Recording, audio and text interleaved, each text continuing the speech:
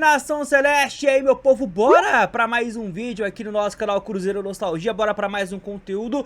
Sextou e a partir de agora você vai ficar atualizado sobre as últimas e principais notícias do Maior de Minas, muita coisa interessante, bora que bora. Tá aí, nação, essa é a capa de mais um vídeo e esse é aquele momento que eu faço alguns pedidos pra vocês, né? Hoje eu não farei, a única coisa que eu vou aqui, né, fazer é agradecê-los. Agradecer aí pela primeira live de ontem. Pra quem não tá ligado, estamos com um projeto aqui de voltar, né, com as lives no canal Cruzeiro Nostalgia, de segunda a sexta, sempre por volta das 17 horas, por volta das 5 da tarde, tá? E ontem começamos com o pé direito, batemos a meta de like, pouco mais de 4.000 views. Muito obrigado a cada um que esteve comigo. Daqui a pouco estaremos online, né, ao vivaço com vocês, claro, caso você esteja vendo esse vídeo aí antes das 5 da tarde. Beleza, nação? Então bora para a primeira tela. Vamos lá, nação. Ontem, né, justamente ontem, quinta-feira, tivemos aí algumas entrevistas de jogadores do Cruzeiro, né, para algumas das principais mídias que cobrem o Maior de Minas. Na HG Play, o Lucas Silva deu uma entrevista extensa, longa, e falou abertamente sobre vários assuntos. Já lá na Samuca TV, o Lucas Romero, o outro meio-campista do Maior de Minas, deu uma entrevista lá pro pessoal do Samuel Venâncio, também uma entrevista extensa. Ambos, tá, foram fisicamente e falaram desse atual momento do Cruzeiro, momentos do ano passado, da carreira de cada um, enfim. E muitos torcedores tiveram aí percepções diferentes, né, sobre essas duas entrevistas em um momento chave da temporada, dá pra dizer assim. Primeiramente, o Fernando Rocha, jornalista cruzeirense, falou o seguinte: achei muito inteligente o Cruzeiro levar seus capitães para entrevistas exclusivas ontem. Pela primeira vez em muito tempo, o foco deixou de ser o péssimo trabalho do Tite. Lembremos, né? Em 15 dias o Cruzeiro pode voltar a dar uma volta olímpica. E para isso o ambiente conta muito. Tem muita gente que concorda com essa visão aqui, tá? Do Fernando Rocha. Mas tem muita gente que tá mais nessa pegada aqui do Mineiro. Que comentou o seguinte: eu não sei nem o que dizer depois desse apoio explícito do Lucas Silva e do Lucas Romero ao Tite. Eles também apoiavam o Diniz. Estamos ferrados demais. Vocês podem ver que ambos citaram Tite. Mesmo a entrevista não tendo nada a ver com Tite. Ou tem a ver? E é essa aqui a minha indagação para vocês nesse início deste vídeo. Vocês acham que foram bem os dois nessas duas entrevistas? Sobre o Tite, deu para ver claramente que os dois estão ali juntos com o técnico. Deixaram claro que o ambiente é muito bom, deixaram claro que todo o elenco apoia o trabalho do seu Adenor, deixaram claro que não tem essa de que eles escalam o Cruzeiro, de que pediram para jogar com 3 volantes, não tem nada disso. Eles fazem ali, né, algum pontamento em grupo, mas escalar, escolher qualquer que seja as coisas é o Tite. Mas eu quero saber de vocês, ficaram felizes com o que ouviu ou não? Ah, Gilmar, eu nem vi a entrevista. Aí você precisa ir em ambos os canais que eu mencionei aqui, acompanha a entrevista, tá? E aí vocês, né, trazem a opinião de vocês. Não precisa nem trazer aqui no canal, comentar, mas reflitam. Acho que é importante, tá? E acho que tem muitas falas que são relevantes. Mas é isso, né? Sobre esse aspecto, o Tite foi o foco. Uma coisa interessante que o Lucas Romero citou nessa entrevista ao Samuca, né? Uma revelação que ninguém sabia é que quando ele vem para o Cruzeiro na primeira vez, tinha tudo para ele ir ao Palmeiras. Naquele momento ele já estava de saída do Vélez, faltava poucos meses para o seu contrato se encerrar, ele não ia renovar. Ele iria vir para o Brasil, isso era claro. E o Palmeiras fez um pré-contrato com ele, né? A matéria fala que o Romero revelou pré-contrato com o time da Série A. Ele tinha um pré-contrato com o Palmeiras. Só que o pré-contrato não tinha direito nenhum ao Vélez. Não dava direito nenhum ao Vélez. E o Romero sempre foi grato ao Vélez e queria ali, de alguma maneira, não deixar a equipe argentina de mãos abanando. Aí é quando chega a proposta do Cruzeiro, deixando 50% do passe com a equipe argentina. 50% da venda futura, né, de uma venda futura aos argentinos. Aí ele preferiu ir ao Cruzeiro e o resto é história. Jogador multicampeão com a camisa do Cruzeiro, ainda não conquistou nenhum título nessa outra passagem, né, nessa segunda passagem, mas eu creio que é questão de tempo. Talvez aí, né, seja a principal revelação em ambas as entrevistas. O resto, muita coisa ali cordial, né, digamos assim. Mas eu repito, né, eu acho que vale a pena vocês acompanharem nos respectivos canais, né, que entrevistaram ambos os jogadores. Pessoal, é o seguinte, tá? Uma notícia que eu considero muito importante, revelada nesta sexta-feira pelo Garcia Diego, jornalista do pessoal da ESPN, do grupo ESPN, a respeito daquela emboscada que torcedores do Palmeiras fizeram com torcedores do Cruzeiro, lembra? Ocasionou na morte de um cruzeirense, enfim. No caso, esse imbróglio que existe desde então, obviamente foi parar na justiça, e o Palmeiras tenta não pagar uma multa, não pagar uma indenização, não pagar aí um valor de 22 milhões para a família do cruzeirense, né, do torcedor que foi morto ali naquela ocasião. Bora ouvir o que disse o jornalista, porque é algo aí, né, que tem a ver de forma direta, né, ou indireta, dependendo do seu ponto de vista, ao Cruzeiro.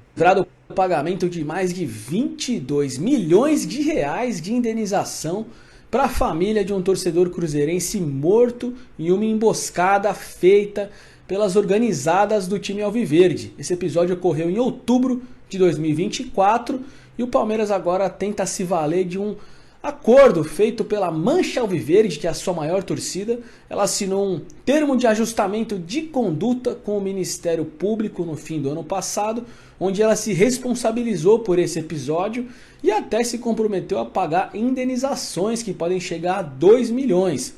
A família do José Vitor, que foi o cruzeirense que perdeu a vida nesse episódio, também seria beneficiada com o pagamento de até 1 milhão de reais. Então o Palmeiras está se valendo aí desse termo assinado pela Mancha para tentar se livrar de pagar indenizações aos parentes do cruzeirense que foi vítima desse episódio. O clube recebeu vários processos de diversos parentes do Zé Vitor no fim de 2024 e essas ações somadas ultrapassam 22 milhões de reais, são quase 20 milhões aí só em pedidos por danos morais, materiais e outros feitos pela família do cruzeirense, mais os honorários advocatícios. Então no total seriam mais de 22 milhões caso o Palmeiras fosse condenado a pagar esses valores totais que os parentes da vítima estão cobrando. Então agora o Clube Alviverde já apresentou uma petição para a Justiça de São Paulo tentando deixar de responder por essas ações, agora que a Mancha assumiu essa culpa. A Mancha que também está sendo processada, são vários processos abertos pela família do cruzeirense, e um deles até a torcida já tinha sido condenada. E agora com esse termo de ajustamento de conduta, o Palmeiras também tenta se livrar de pagar qualquer coisa para a família dessa vítima. Se quiser saber mais sobre esse caso, é só ir lá no ESPN. Tá aí então, nação, tá aí, tá bom? Tendo mais novidades sobre esse assunto, a gente traz para você, porque não envolve campo e bola, mas é algo que é importante a gente poder relatar, até pra gente poder também, né, dar voz a uma coisa muito séria que aconteceu. Não foi a primeira vez, acredito aí que não vai ser a última vez, porque o histórico nos últimos 10 anos, ele é grande e é importante a gente poder aqui, né, relatar os fatos e o desenrolar desses fatos envolvendo uma morte, não é uma coisa boba, é uma coisa muito séria. Bom, Nação Celeste, agora é o seguinte, tá? O Bruno Andrade, também da ESPN, ele fez uma revelação aí, que eu posso ser muito sincero pra vocês, não me chama a atenção no aspecto de surpresa. Não fico surpreso não, tá? Depois de Cuca, depois de Maluf, depois de Leonardo Silva, depois de Guilherme, e você vai contando aí, tá? Pelo menos uns 10, 15, assim, se a gente parar pra pensar, a gente lembra de bate-pronto. O Atlético tá tentando aí levar um outro ex-cruzeirense. É óbvio que cada um desses jogadores, diretor, técnicos, eles não pertencem ao Cruzeiro. O Cruzeiro não é dono desses caras. Tem contrato, se encerra o ciclo e vida que segue, né? Mas eu acho muito engraçado como historicamente o Atlético ele sempre olha o Cruzeiro como espelho, né? É por isso que a gente fala que o Cruzeiro é o pai do Atlético. Porque geralmente, né, na média, você se espelha dentro da tua casa com os ideais dos seus pais. Do seu pai, geralmente, se você é homem. E se você é mulher, geralmente com a sua mãe. Mas é claro que tem um combo, né? Você pega ali algumas referências do pai, outras da tua mãe, enfim. E você pode ver, cara, que de lá pra cá, o Cruzeiro raramente busca se atrever a contratar ex-jogador das frangas, a contratar ex-diretor das frangas. É muito difícil você encontrar na história. Você precisa apanhar. Mas é incrível como o Cruzeiro serve de espelho para o Atlético ano sim, ano também. Dessa vez os caras tentaram contratar o Leonardo Jardim. O Bruno Andrade vai falar que não houve proposta e tal. É claro que não houve proposta. Na primeira pergunta pro agente do técnico, já tomou um não gigantesco. O Atlético quer fazer proposta pra quê? Mas é incrível. Fato é, tomou um não do Jardim às franguinhas. Bora ouvir a informação aí do jornalista. Assim que o Arthur Jorge é procurado pelo Galo, e era o primeiro nome, na conversa com os intermediários, com os representantes do Arthur Jorge, o Galo fez uma pergunta. Não significa que houve interesse, não significa que houve conversa, tampouco negociação, mas assim que o Galo procura o Arthur Jorge, a resposta é: esses são os valores. O Galo perguntou, e não vou falar qual foi o representante do Galo, tampouco do outro lado quem passou da questão do treinador. A pergunta foi: e o Leonardo Jardim? E a resposta, evidentemente, foi que o Leonardo Jardim não volta a trabalhar tão cedo, tampouco para o principal rival do Cruzeiro. E aqui... Deixa eu fazer uma pergunta pra você. Se você tá na balada e você pergunta pra mina, você tem namorado? Você quer saber a resposta pra quê? Me fala. Se o Atlético perguntou pro agente do técnico, e o Leonardo Jardim? O Atlético só queria saber assim, se tava bem, se ele tava... sei lá, se ele já tinha resolvido o problema dele, se ele tava bem de saúde, tava se alimentando bem, como é que tava o clima em Portugal. Era isso que ele queria saber? É óbvio que não, né, Bruno? Para de ser inocente, irmão. Se perguntou e o Jardim, a informação é sua, é porque os caras queriam fazer uma proposta. Mas a primeira resposta é: eu não volto a trabalhar agora, tampouco pra vocês. Tipo assim, eu já não vou querer voltar a trabalhar agora. Pra vocês ainda piorou. Tomou um belo não da cara, essa é a verdade. E é incrível como as franguinhas se espelham no Cruzeiro. É por isso que vocês precisam entender. Isso não é atípico, é normal e vai continuar acontecendo. Porque o Atlético sempre olha pro Cruzeiro como espelho. O que o Cruzeiro, né, faz de legal? Vamos se espelhar lá.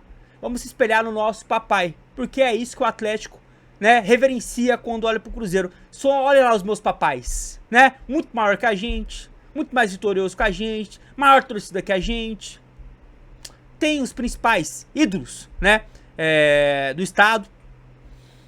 Enfim, né, não me chama muito a atenção. Inclusive também não me chama muito a atenção o fato de, para uma semifinal de Campeonato Mineiro, que agora chegou a hora de você de repente tirar qualquer tipo de casquinha nessa competição, né?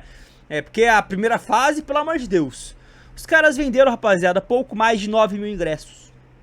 Hoje é sexta, amanhã é o jogo. Pouco mais de 9 mil ingressos pra, né, uma partida que é um clássico. É Atlético e América, não é Atlético e Pouso Alegre. Será que quando chegar na sexta-feira que vem, essa vai ser a parcial de ingressos vendidos para a torcida do Cruzeiro? Eu duvido. Óbvio que semifinal tem menos apelatividade do que a final. Óbvio que Cruzeiro Atlético e América tem menos apelação que Cruzeiro e Atlético, por exemplo, né? Atlético e Cruzeiro. Mas mesmo assim, isso aqui só mostra o quão a torcida das frangas é vergonhosa. Seja Mineiro, Copa do Brasil, Sul-Americana, Campeonato Brasileiro. É isso, né? Esse é o nosso rival que, enfim, né? Pelo menos dessa eles tentam, mas não conseguem, né? Média de público não dá, porque aí não tem como inventar, né? Não tem como contratar torcedor fake, né? O cara tem que ir, comprar o ingresso e comparecer.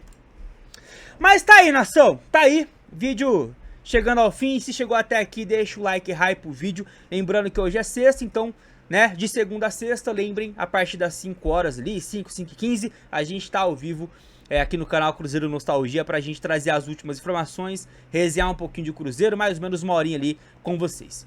Fechado? Fiquem com Deus, até a próxima, Nação Celeste, tamo junto!